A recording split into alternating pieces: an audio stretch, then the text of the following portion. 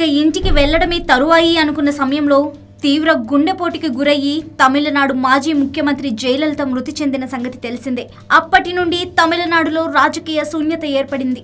జయలలిత మృతి అనంతరం చెన్నై మెరీనా బీచ్లోని జయలలిత సమాధి వద్ద నివాళులు అర్పించేందుకు హీరో అజయ్తో పాటు త్రిష ఇలా ఎందరో అభిమానులు జయలలిత సమాధి వద్దకు వస్తూనే ఉన్నారు.